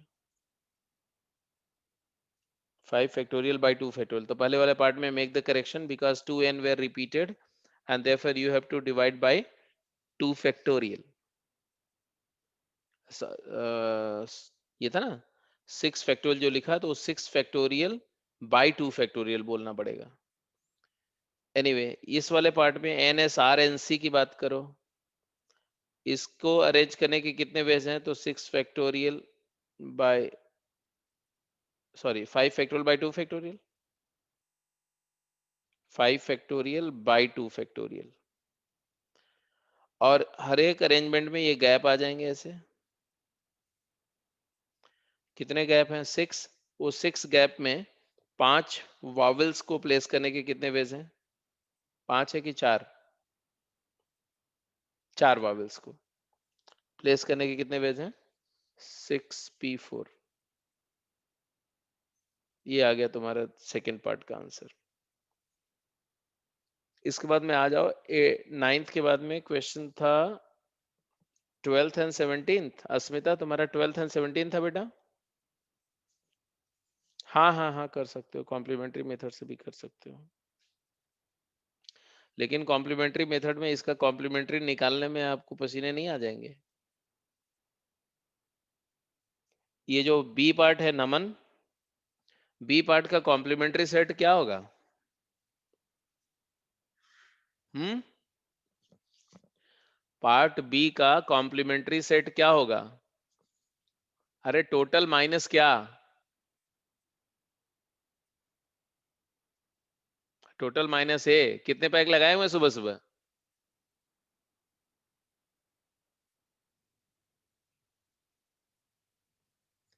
यहां पर क्या बोला गया क्वेश्चन में?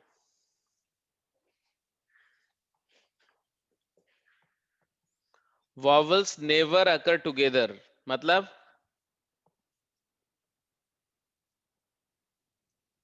इसका मतलब है कि दो वॉवल भी साथ नहीं आ सकते, 3 वॉवल भी साथ नहीं आ सकते, और 4 के 4 वॉवल्स भी साथ नहीं आ सकते। वॉवल साथ आ ही नहीं सकते। तो आप ऐसे समझो कि इसका मतलब है कि no two vowels occur together. अगर हम बोलते all vowels never occur together,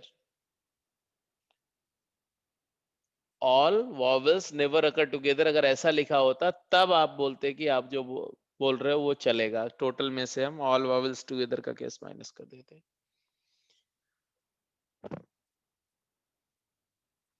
ऐसे मिस्टेक होती है। एनीवे इसके बाद में क्वेश्चन नंबर 12 देखो।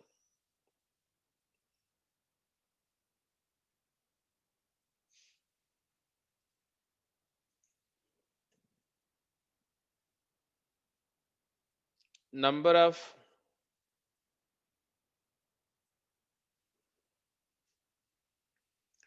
number of ways in which 8 persons, no, number of circular permutation of n persons if two specific people are never adjacent, तो टोटल माइनस 2 एडजेसेंट, या तो गैप मेथड से कर लो, दोनों से सेम आंसर आएगा। n पर्सन्स को सर्कल पे अरेंज करने के टोटल वेज कितने हैं? How many ways you can arrange n persons around a circle? n minus 1 factorial.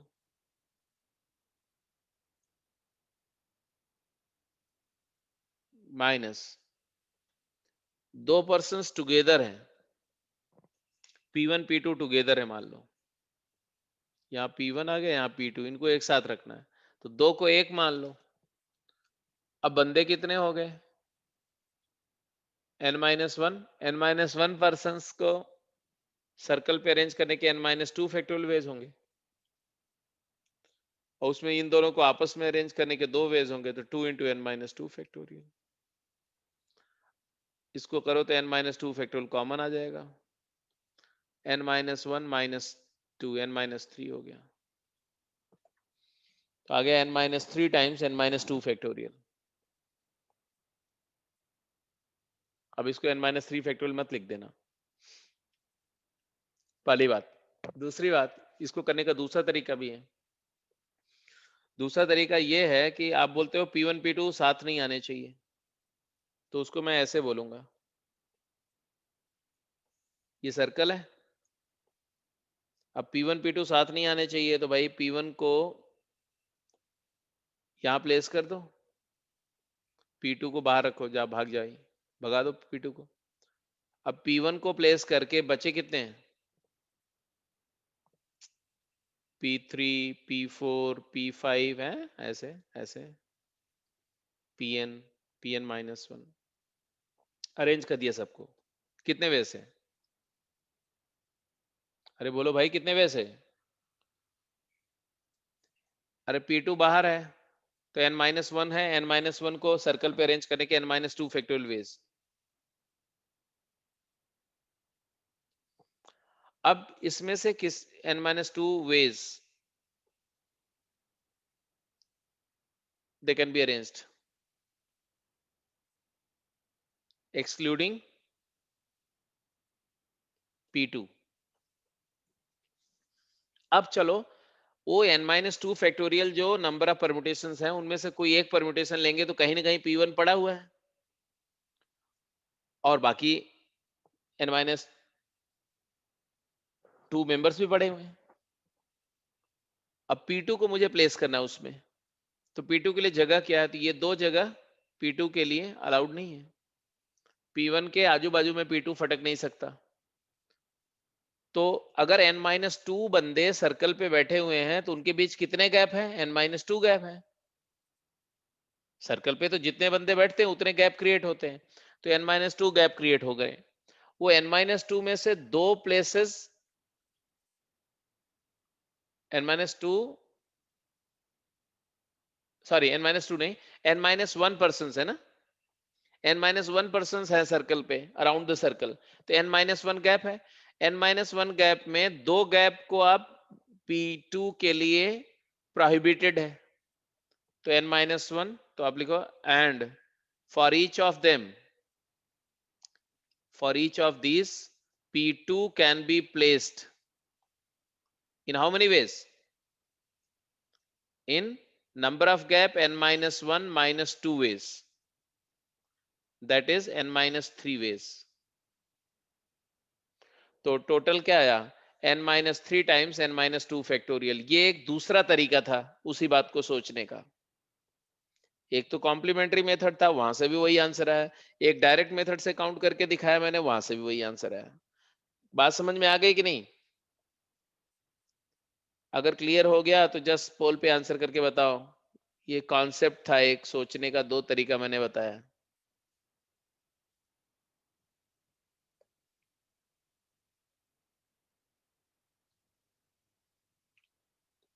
Okay,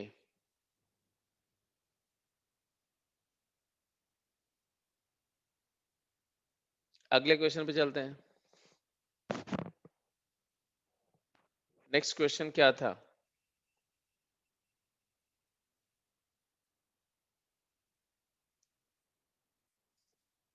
तो 12 के बाद में क्या पूछा था? 17th।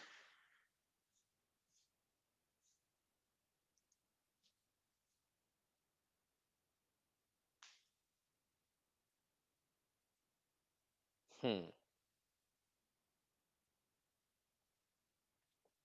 17 तो फिर भी ठीक था, 16 तो क्लास में डिस्कस ही हुआ था।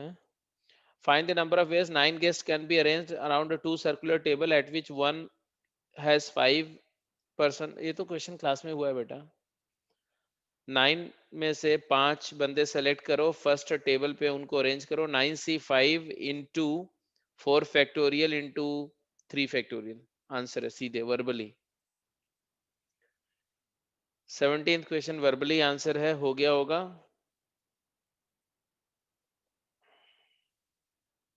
18th क्वेश्चन अच्छा था। 18th किसका इसका हुआ? गुड। 18th क्वेश्चन जरा बताओ तो किसका इसका हो गया 18th?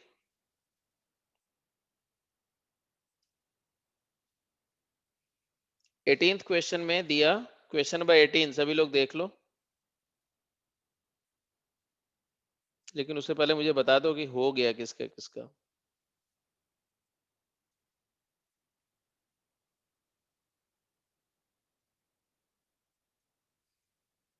एटीन्थ क्वेश्चन में क्या दिया हुआ है?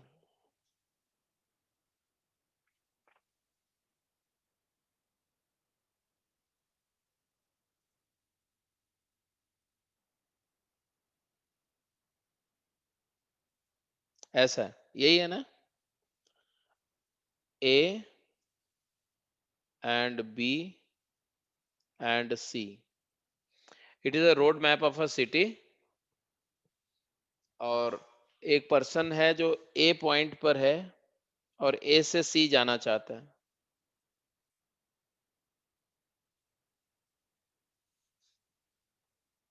ये सब स्ट्रीट्स हैं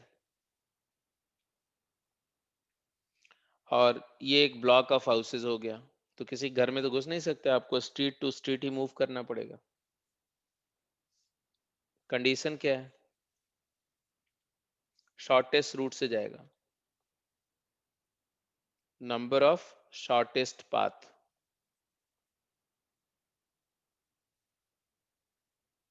from A to C. Shortest path का मतलब क्या है कि अगर वो ऐसे मूव कर रहा है तो ये मूवमेंट अलाउड नहीं, क्योंकि वो तो रिपीट हो जाएगा ना डिस्टेंस उसकी वापस। और अगर वो ऐसे मूव कर रहा है ये अलाउड है, बट ये मूवमेंट अलाउड नहीं है। मतलब राइट गया तो लेफ्ट नहीं आएगा और अप गया तो डाउन नहीं आएगा। मतलब and downward and leftward movement allowed नहीं है, राइटवर्ड एंड अपवर्ड मूवमेंट लेना, दैट्स इट। अच्छा, टोटल कितने मूवमेंट लेगा? Total number of steps to be taken.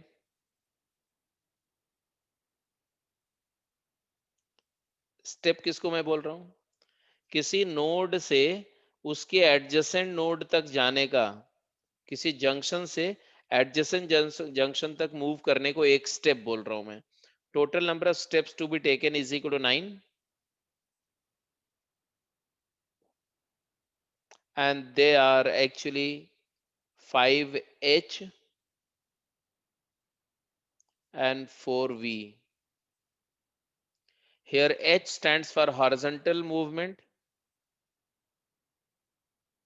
horizontal step, and V for vertical step. इतनी बात समझ में आ रही? अरे बोलो भाई, इतनी बात समझ में आ रही है? तो अगर किसी बंदे को A से C शॉर्टेस्ट रूट से भेजना है तो उसको 5 हॉरिजॉन्टल और 4 वर्टिकल स्टेप दिलाने होंगे। अब आप समझ लो ऐसा कि आपके पास एक रिमोट है, उस पे 2 बटन्स हैं, एक पे H लिखा हुआ है, एक पे V लिखा हुआ है। और मान लो कि कर्सर यहां पर है, या कोई वीडियो गेम खेल रहे हो और वो मारियो खेल रहे हो, मारियो। तो ये मारियो यहां पर है और ये मारियो को यहां से यहां मारियो करना है। मारियो यहां पर है और उसको यहां से यहां दे मारियो। ठीक है जी। तो ऐसा करने के लिए आपको क्या करना होगा, आपको एच बटन को 5 बार प्रेस करना पड़ेगा और वी बटन को 4 बार प्रेस करना पड़ेगा। समझ रहे हो कि नहीं समझ रहे हो? This is number of arrangement of H H H H H V V V V. एक बार एच प्रेस करोगे तो जो मारियो है वो जहां पर भी होगा, अगर यहां पर होगा तो यहां से यहां पहुंच जाएगा, यहां पर होगा तो यहां से यहां पहुंच जाएगा, एक हॉरिजॉन्टल मूव करके अगले जंक्शन पे आ जाएगा। जब आप वी प्रेस करोगे तो यहां से यहां चला जाएगा, अगर यहां पर था और वी प्रेस किया तो यहां चला गया। इररिस्पेक्टिव ऑफ कि वो डिस्टेंस कितनी है, वो जंक्शन टू जंक्शन स्किप करेगा। एच में हॉरिजॉन्टली स्किप करेगा और जे और वी में वर्टिकली स्किप करेगा। तो हमें 5 बार एच प्रेस करना पड़ेगा, 4 बार वी। ऑर्डर हम डिसाइड कर सकते हैं, जैसे कि अगर हमने ऐसे लिखा H H H H H V V V V, तो हमारा पाथ क्या मिला, हमने उसको किधर से गाइड किया, तो ऐसे गया, ऐसे ये पाथ आया। This is one path, shortest path है। ऐसे एक परम्यूटेशन और ले लेते हैं। अगर ये परम्यूटेशन है V V V V H H H H, ये क्या बता रहा है, ये एक अलग पाथ को बता रहा है। कौन सा पाथ को बता रहा है, ये वाले पाथ को बता रहा है।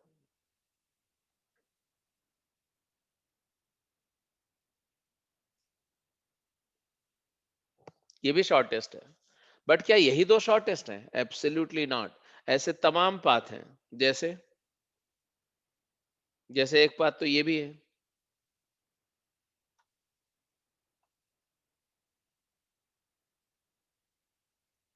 ये कौन सा पाथ है, कौन सा पाथ है, H V H V H V H V H. तो मैं आपको क्या बता रहा हूं उसको समझो।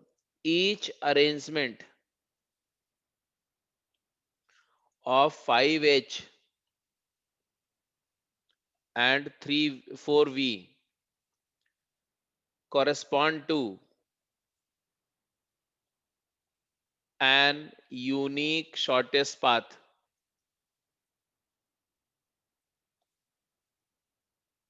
from A to C and vice versa। एक अरेंजमेंट लेंगे इन अल्फाबेट्स का तो एक पाथ मिलेगा और हर एक पाथ से एक यूनिक अरेंजमेंट मिलेगा। इसका मतलब क्या है, this implies number of path routes is equal to number of arrangements. इसको बोलते हैं बाइजेक्शन प्रिंसिपल। बाइजेक्शन प्रिंसिपल क्या होता है, बाइजेक्टिव फंक्शन मैंने आपको बताया था कि अगर यहां पर कुछ एलिमेंट हैं और इसके एलिमेंट का इसके एलिमेंट के साथ 1 to 1 and onto relation है, तो हम क्लेम कर सकते हैं कि इसके हर एलिमेंट के लिए यहां पर एक एलिमेंट है और इसके हर एलिमेंट से यहां पर एक एलिमेंट है एग्जैक्टली तो इसका मतलब है दोनों सेट बाइजेक्टेड हैं और बाइजेक्टेड में number of element in A is equal to number of element in B. अगर हम कभी भी ये स्टेब्लिश कर दें कि दो सेट्स एक दूसरे से बाइजेक्टेड है, तो हम ये क्लेम कर लेंगे कि दोनों की कार्डिनल नंबर सेम होगी। तो हमें काउंट करना था नंबर ऑफ शॉर्टेस्ट पाथ और हमने काउंट किया number of arrangement of alphabets H and V, जिसमें 4H था आइडेंटिकल और 5H था और 4V था। और मैंने ये क्लेम किया कि भाई ऐसा है कि ये दोनों set of arrangement of 4V and 5H and set of shortest path from A to C, ये दोनों सेट बाइजेक्टेड है तो नंबर दोनों का सेम होगा। और ये काउंट करना आसान है, 9 factorial divided by 5 factorial into 4 factorial. तो ये बाइजेक्शन रूल जो है परमुटेशन कॉम्बिनेशन का बड़ा फेवरेट वे है कि हमें बोलेंगे कि भाई आप ए काउंट करो, हम बोलेंगे हम तो सी काउंट करेंगे।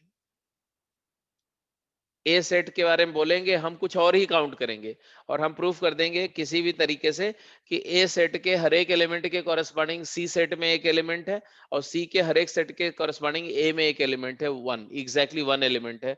मतलब मैं प्रूफ कर दूंगा कि ए सेट और सी सेट बाइजेक्टिवली रिलेटेड है, इसलिए जितने एलिमेंट सी में होंगे उतने ही ए में होंगे। तो it's a very clever way of just counting in mathematics. तो काउंटिंग पीएनसी में ये बहुत फ्रीक्वेंटली इस्तेमाल होगा। जैसे यहाँ इस पॉसिबल केस में हमें काउंट करना था रूट कितने होंगे, हमने रूट की बात ही नहीं करी, हमने एक दूसरी प्रॉब्लम डिवाइस कर दी, क्या, वीडियो गेम वाली, कि ये रूट जो है वो हमने एच और वी प्रेस करके हम रूट डिसाइड कर सकते हैं, और एक पैटर्न ऑफ एच और वी से एक फिक्स्ड रूट मिलता है, और एक फिक्स रूट के कॉरेस्पॉन्डिंग एक fix pattern of H and V create होता है। तो let us not go and count the physically roots, let's count the number of permutations of 5h and 4v. I hope I sound clear and आपको बात समझ में आ रही है। Just let me know जितने लोगों को समझ में आ गया।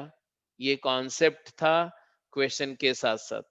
It was not merely a question, it was definitely a good thought process। तो बाइजेक्शन प्रिंसिपल को आप दिमाग में सेट कर लो।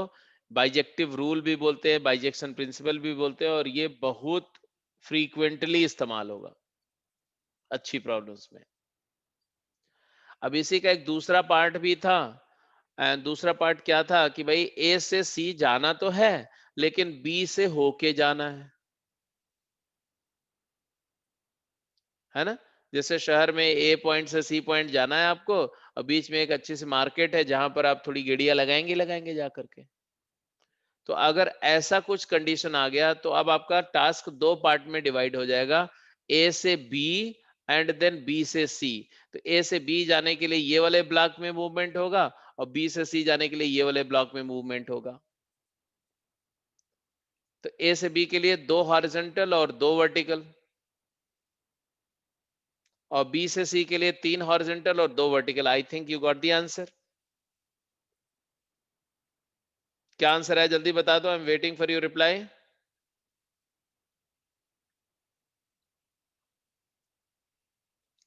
बी पार्ट का आंसर बोलो। Number of path from A to B into number of path from B to C, shortest। तो आया 4 factorial divided bye 2 factorial 2 factorial, दो एच और दो वी को अरेंज करना है, और उसमें तीन एच और दो वी को 5 factorial divide by 3 factorial into 2 factorial multiply करेंगे क्योंकि दोनों पाथ कवर करने होंगे। ठीक है जी, तो ये भी हो गया तुम्हारा। तो that way the problems of game 4 are over. इसके अलावा गेम 4 में कोई प्रॉब्लम थी, पीसी के में कुछ प्रॉब्लम थी ऐसा आपने बोला हुआ है, कुछ लोगों ने पूछा हुआ है। क्या है प्रॉब्लम? तो एक तो क्वेश्चन नंबर 18 की बात कर रहे थे, तो 18th क्वेश्चन कौन में क्या डाउट था भाई? 18 तो हो ही गया, यही था 18, सॉरी। हाँ, पीसीके में फर्स्ट पार्ट क्लास में डिस्कस हो चुका है पीसीके का। 15 second fourth sixth, second fourth and sixth. हाँ, सेकंड का कॉन्सेप्ट बेटा मैं अलग से डिस्कस करूंगा, अभी मैंने डिस्कस नहीं किया, तो उसको अभी एक सेकंड के लिए छोड़ दो आप। फार्मूला तो मैंने बता दिया था, अगर आपको याद हो तो फार्मूले से आप आंसर कर सकते हो, बट मैं इसको इलेबोरेट करके डिस्कस करूंगा सेपरेटली। ठीक है,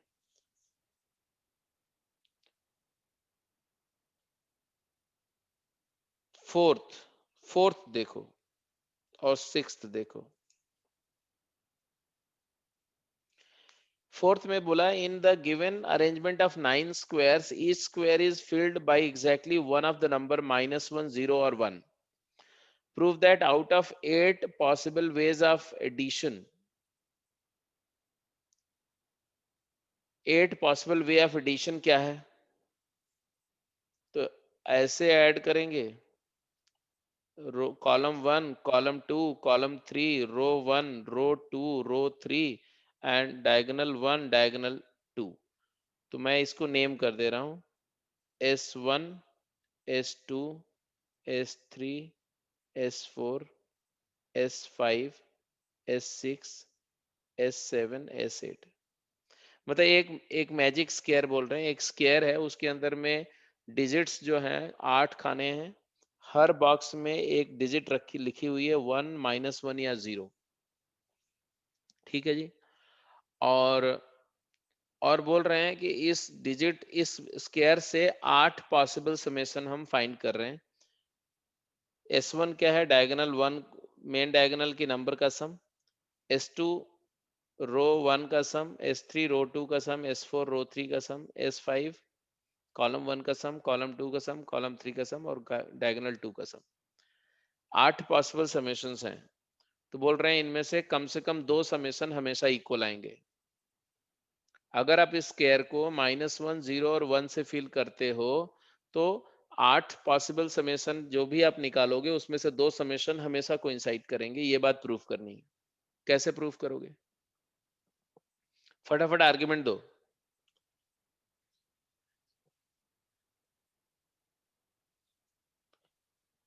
तो पहले तो ये डिसाइड करो कि क्या क्या पॉसिबल समेशन आ सकते हैं। 3 नंबर्स को ऐड करके जो जिनमें से वो नंबर या तो -1 होंगे या तो 0 या 1 या इनका मिक्स एंड मैच। तो if x1, x2, x3 belongs to -1, 0, 1, then x1 plus x2 plus x3 can belong to। तो मिनिमम वैल्यू हो सकती है -3, -2 भी हो सकती है, -1 भी हो सकती है, 0 भी हो सकती है, 1 भी हो सकती है, 2 भी हो सकती है, 3 भी हो सकती है।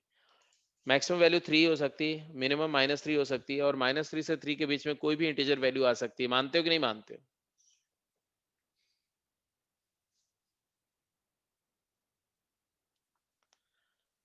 अगर आप ये बात मानते हो तो 7 पॉसिबल सम्स हैं। समेशन की वैल्यू 7 डिफरेंट वैल्यू हो सकती है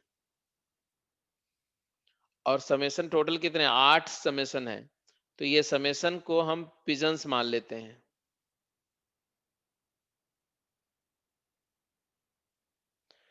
और ये उनकी x1 plus x2 plus x3 की जो पॉसिबल वैल्यूज हैं इनको पिजन होल मान लो।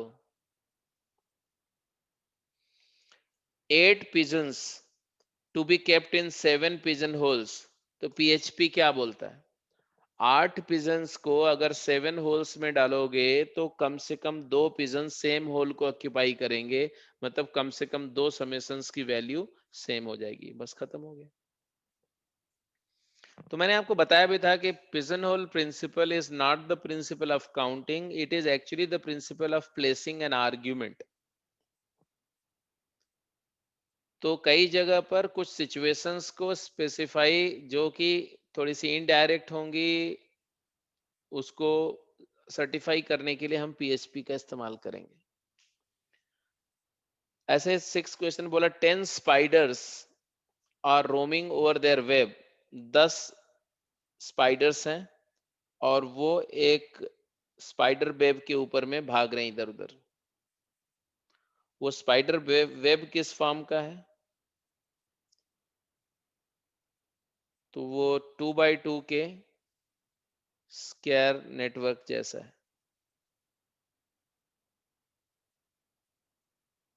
ऐसा कुछ।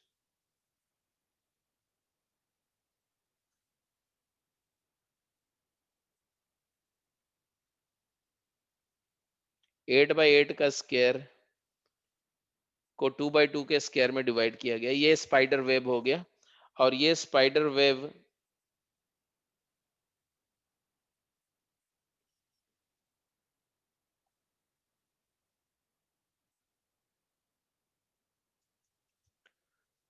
में कितने बॉक्सेस हैं ऐसे 2x2 के?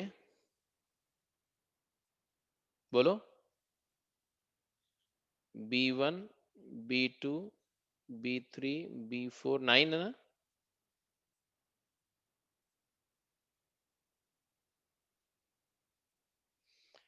तो 9 बॉक्सेस और स्पाइडर कितने हैं? 10।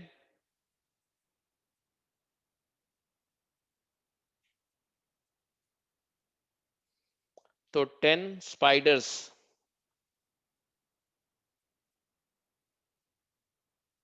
to be spread over 9 squares boxes of size 2 by 2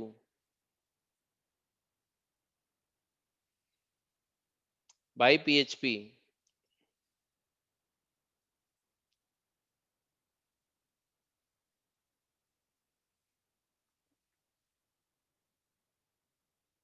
at least two spiders occupy same square.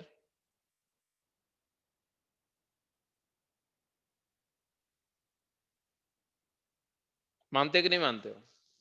अगर आप रैंडमली 10 स्पाइडर्स को इस वेब स्पाइडर वेव के ऊपर में ड्रॉप करो तो कम से कम 2 स्क्वायर सेम बॉक्स में जाएंगे। मान लो ये एक बॉक्स है जिसमें 2 स्क्वायर चले गए, 2 स्पाइडर्स आ गए, S1 और S2।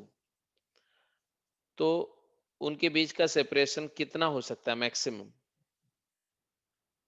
Less than 2√2 inches. thus separation between them is less than 2√2 inches. कैसे? कोई भी 2 by 2 का स्क्वायर है तो उसका diagonal is the longest farthest point, end of the diagonal. और ये अगर 2 है, ये 2 है, तो ये कितना हुआ? 2√2। तो अगर एक ही स्क्वायर को 2 स्पाइडर्स ऑक्यूपाई कर रहे हैं तो उनके बीच डिस्टेंस जो है वो 2√2 से कम होगी। तो ये भी हो गया जी। तो दिस वे योर गेम 4 तक के सारे डाउट हो गए। और कोई डाउट है तो अब वो अगली क्लास में ही डिस्कस होगा। तो अब फिर से मैं बोल रहा हूँ कि ये थोड़ा सा अलार्मिंग है कि आप में से कुछ लोग बिल्कुल भी नहीं बोल रहे कितने डाउट्स हैं, क्या है क्या नहीं है। नहीं, इक्वल नहीं हो सकता भाई साहब, उसके लिए स्पाइडर को 0 मानना पड़ेगा, उसकी डायमेंशन को डायमेंशन लेस मानना पड़ेगा। और वो भी एक्सट्रीम कंडीशन में होगा जब उसको बिल्कुल कॉर्नर पे ले जाओगे तो स्क्वायर के अंदर नहीं आएंगे।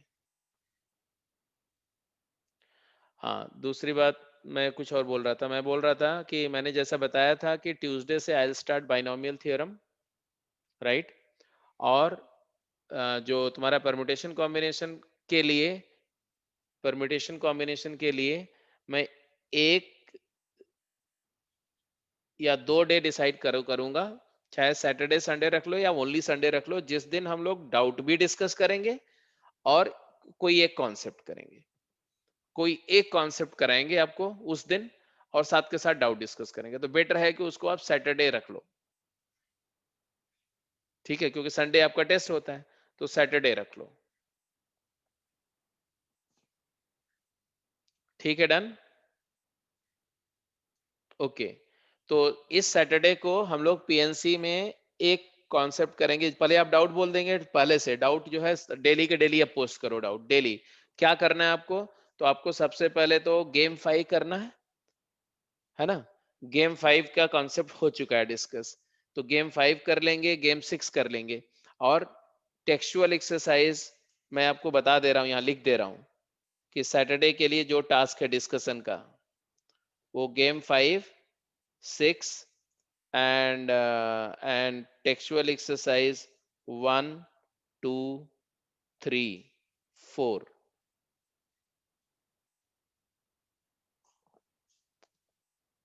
ठीक है?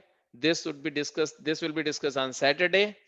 और अगर आपका डाउट रह जाता है इसके अलावा भी, तो हम फिर संडे भी लगा देंगे इस पे, और संडे को आपका मतलब कि कोई एक कॉन्सेप्ट कवर होगा प्लस फिर से डाउट हो जाएगा।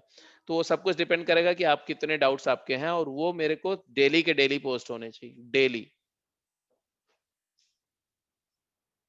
जब आप डेली करेंगे तभी डेली पोस्ट कर पाएंगे, तो मैं चाहता हूँ आप डेली करो, डेली के डेली पोस्ट करो, तो उससे मैं जजमेंट ले लूंगा कि मुझे कितना टाइम लगाना पड़ेगा, तो कॉन्सेप्ट उसमें कितना कवर होगा। एनीवे चलो ठीक है, तो आज की क्लास यहीं पर एंड कर रहे हैं बेटा। Take care and keep working. ठीक है, कल की क्लास में बाइनोमियल स्टार्ट होगा, पहले से मैं बता दे रहा हूँ सबको।